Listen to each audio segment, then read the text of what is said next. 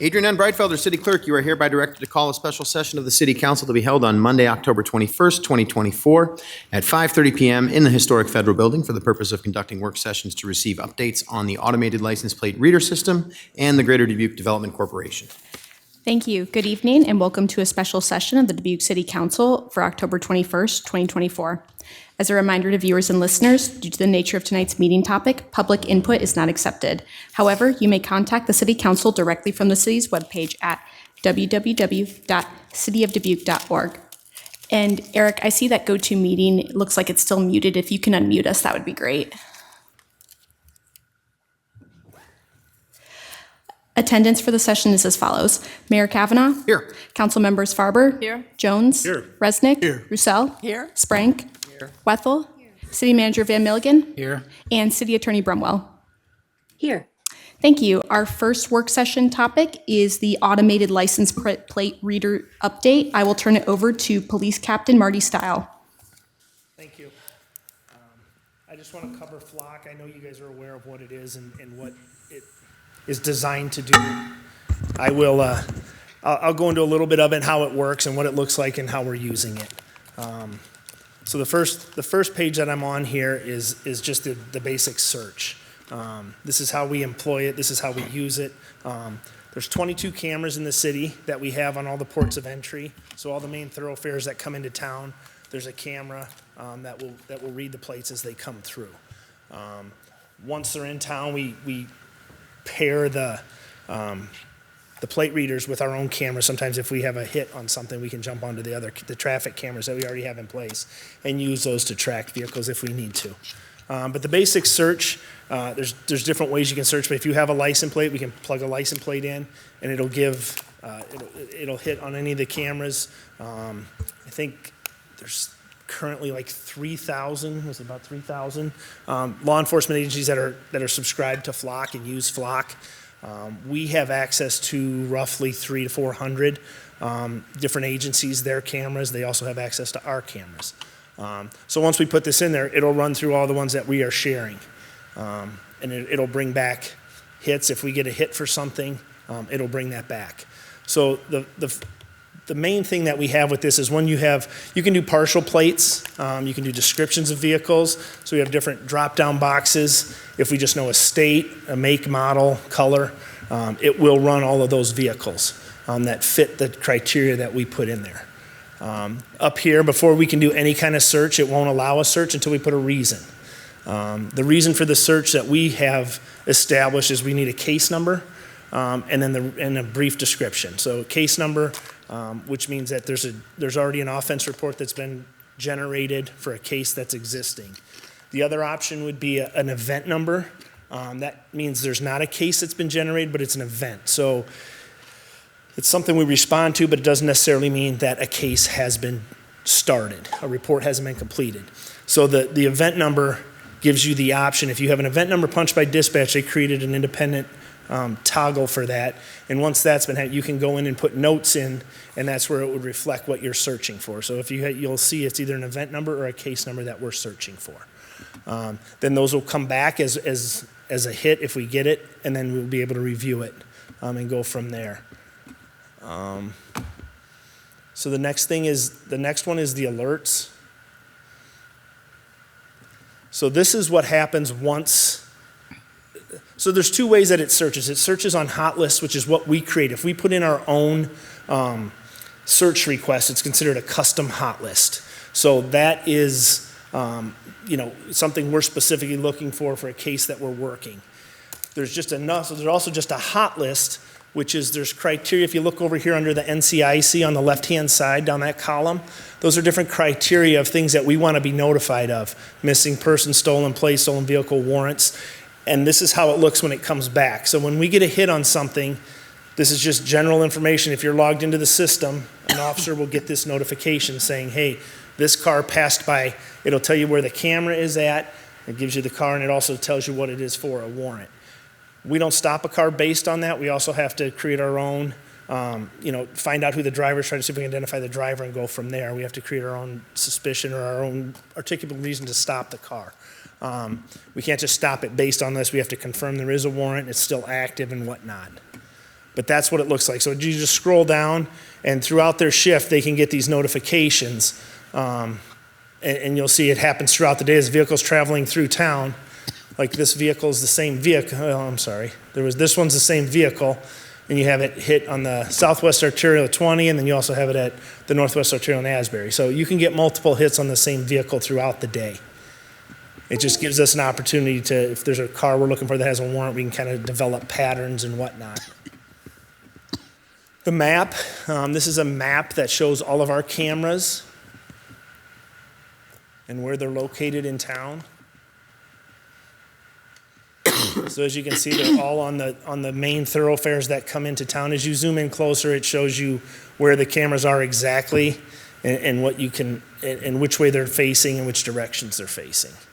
You keep zooming out and you'll see other, I'll have to go over here to sharing, but there's other cities. You'll see other cameras throughout the Flock system. So this just shows where our cameras are. It tells you the status of our cameras. They have batteries on them and what the status is. And it kind of goes through that. It shows you our devices. The sharing is, this is where it'll show us a map. And if you look over in the bottom right corner, it talks about where Flock is at, who we share with, which networks are ours. And it'll go through and show you that throughout this. Just takes a second for this to load up. So the yellow are our cameras on this map, and then the ones that we share are the green ones. So we were kind of selective on some of the cameras that we wanted.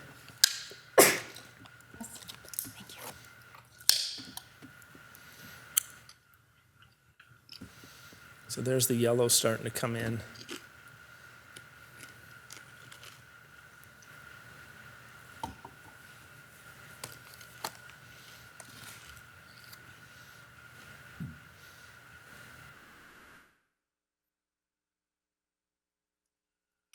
So as you see, as you go towards Chicago, for example, we have cameras available to us around Freeport, Rockford, Belvedere. Throughout the corridor between here and Chicago, there's several cameras. So let's just say in the case we had a homicide, something happened, and we had a plate of a vehicle we were looking for. We'll plug it into Flock. If it hits any of these cameras, we got a general idea of which way the vehicle is headed. The green are not shared with us at this time. It's just a matter of making a request. We can make a request to an agency, and they can make a request to us. And you can say what you can and can't see throughout the network. So this is currently, this is a list of both who we're sharing with and who's sharing with us. So as you click on different, like this is the ATF in Nashville, Tennessee. That they have the permissions to search, and then they have the VMS, which is notifications. So they have both of that to share. As you go down to, I think it's Addison. So this is one that we're sharing with them. This is important because this is where we can grant access and we can revoke access. So once a request is approved, it doesn't mean it stays in place. At any time, we can revoke that access. So if another agency's violating it, not using it the way we want to have it being used, we can revoke their access. The insights, this is where you get the data that we're looking for. So this is the 30 days is how long it keeps information for and tracks through. So as you can see with the vehicle reads, you can follow the chart. So from 9/22 till today, we've had 4,737,000 plate reads. Now that's how every time the plate reads. There's another tab in here that I'll go through that actually shows the difference between a plate read. When I talked about a plate can be read multiple times. So we've had that 4 million number, but the unique ones means it's only been 22 million or 2 million plates that have actually been read. Some of them are obviously multiple times throughout. Within this tab as well, there's a way to audit our network and a way to audit our organization.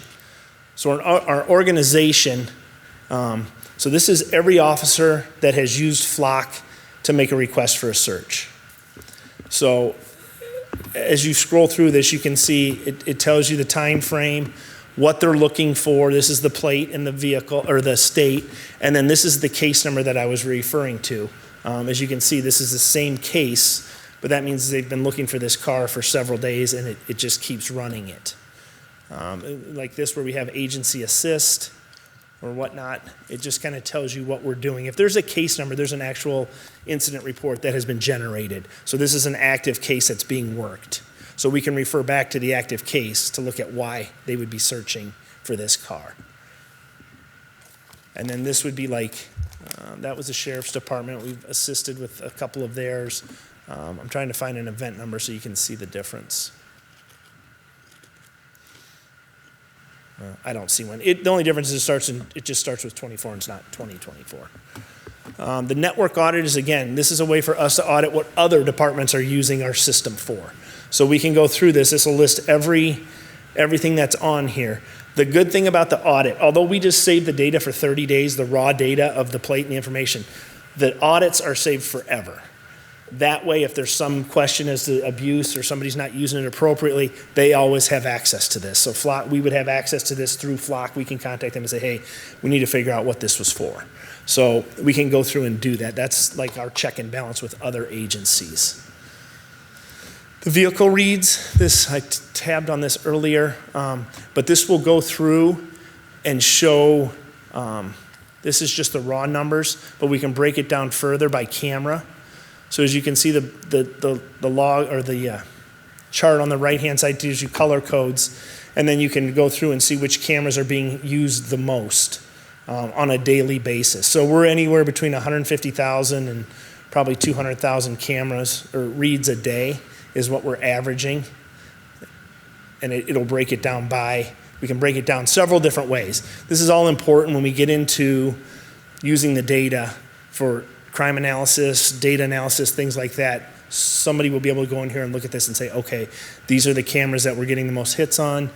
This is what they're for, and it'll just read through that. So the hot list hits, this is just the hits that we've had, and it kind of tells you what it's for.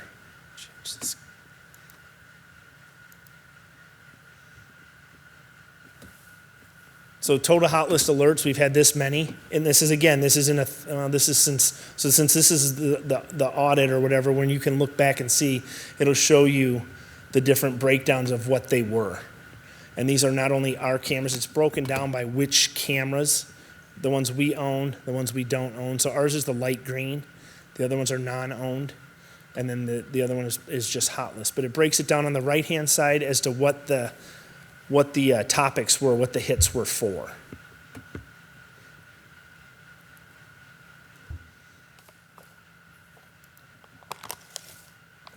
So specifically for our department, this month we've had a total of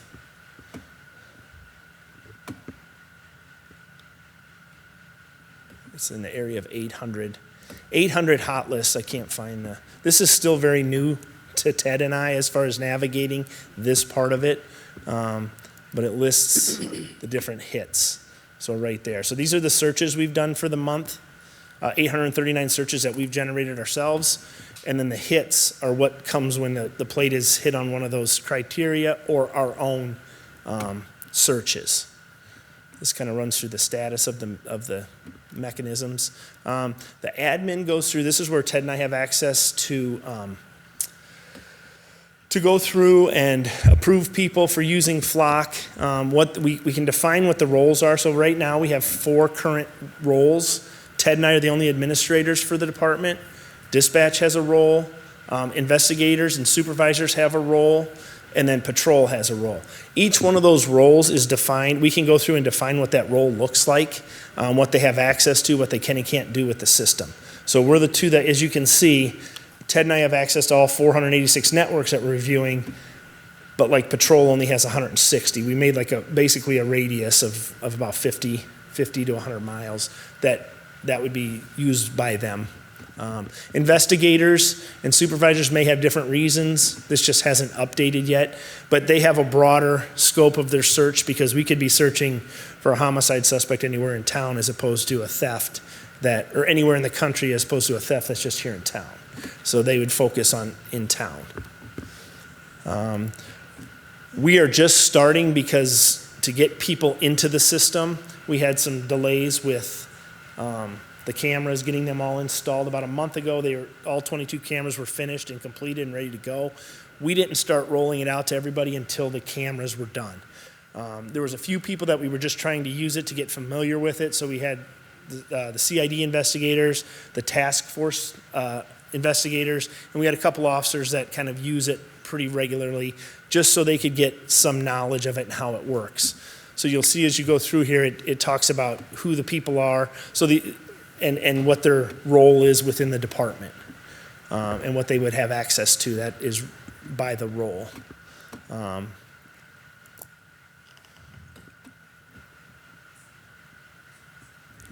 what I'm looking for. So that's kind of it in a nutshell, as far as how the system works. So these are on the screen right now. Because Flock doesn't have, they have what's called a transparency portal, which is an outward facing for the public so they can see what Flock is, but they don't have a part to it yet that will give our successes. They said that's in the works and it should be coming, but this is what we've used the Flock camera for, with a handful of people that have been using it, and these are what we call our successes, which is, a warrant alert came on, the officer went and found the car, confirmed it, arrested somebody, or whatever, stolen vehicle alert, it was stopped, and then the other charges. So in the meantime, until that can happen, Ted and I are going to monitor this and keep our own, what we're trying to create to go with the Flock transparency portal this is from the Yakima, Washington Police Department. This is what they do on a monthly report.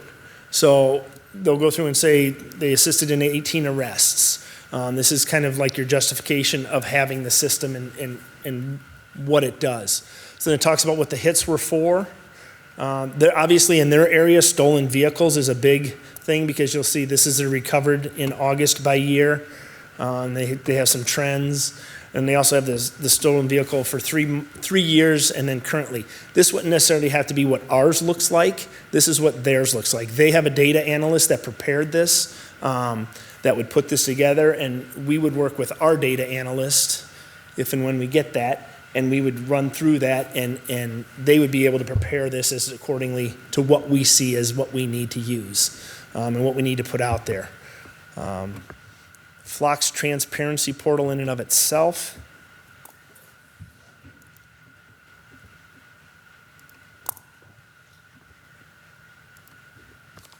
Is right here. So if you go to, we'll have to put this out. This is going to be a link that we're going to attach to the police department website. And it'll just be a link. You click on the link and this is what comes up. So they basically tell you what Flock is. They kind of run through what it is. They'll talk about what the policies and the usages are. So what's detected, what's not detected, plates, vehicles, what's not detected, facial recognition, people, gender, race.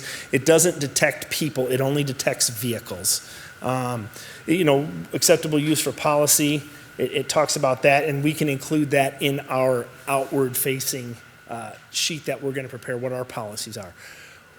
As of now, we are going off of the city AP for the license plate readers. And so we have that attached with our, that goes out to all the officers so they understand, one, how to use Flock, and they also understand what the policy is. Like I said earlier, the access requires a valid reason, and it's stored indefinitely, the reason for the stop.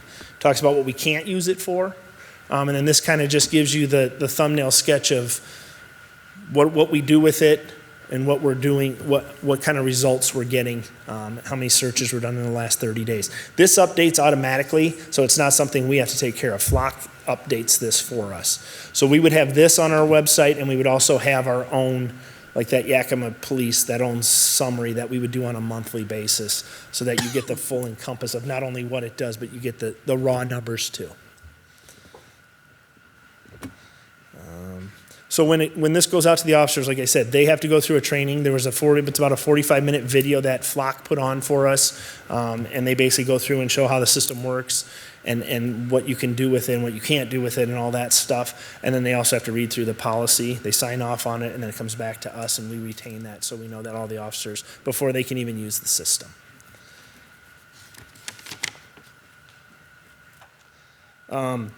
The two different, I do want to touch on this really quick, the two different under the insights. So there's two different, the organization audit and the network audit. The network audit is for everybody else. The organizational audit is for us. We can also break this down further, not just an organization audit. We can do it by officer. So I can put in one of the users, select one of the users, and then search, and it'll solely pull up the ones that this officer had done over the time frame. And like I said, this is infinite. It doesn't go away. So we'll have that forever if we ever had to go back and look at anything. Is there anything else that I don't think there is. What's that? Just to add something real quick, so Jeremy Jensen, Chief of Police. So one of the officers came up to me, that one of the initial users here, and said, oh my gosh, we were able to they were looking for a vehicle with a theft, and he said, we didn't know where to look. Obviously our camera system takes time. You gotta look through it, try to find it. He said he put it in here. He said it saved me 3 hours of searching. It gave me a starting point, and then I was able to use our other cameras to figure out where it was and who it was. So it's an incredible time saver for some of this, but that was another success we've had, is be able to save so much time for an officer to spend looking at a camera. So That's all I have. All right, great. Well, Captain, thank you very much. We have a few minutes here for questions, so I'd open it up for any. Mr. Resnick, go ahead. All right, thank you very much. Thank you, Mr. Mayor.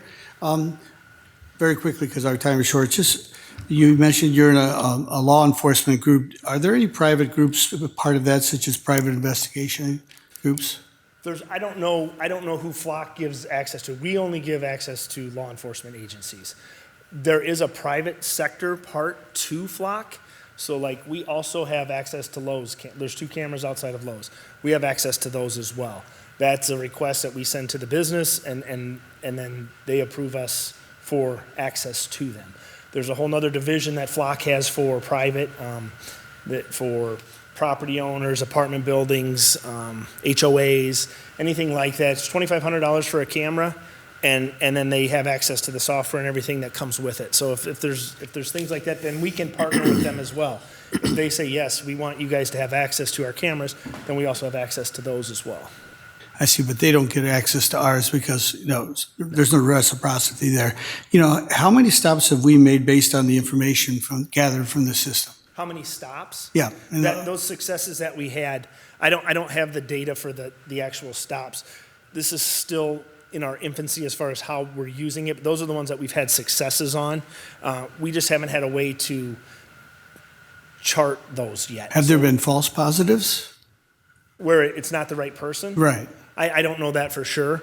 I mean, I would assume that can happen, because that's why we also want to make sure the warrant's valid, make sure, sometimes, so let's say, you have a stolen vehicle, it shows an NCIC, and we stop it based on the NCIC hit saying it's good. We always confirm it before we take any further action and just stopping the vehicle, because sometimes they just never got removed from NCIC by the agency that entered it. So we always confirm before we start taking action. Great. And finally, you have a list of what's not detected. I guess Flock does that list. Does the federal government, state government, local government, can they also direct you to do certain, what crimes to include for enforcement?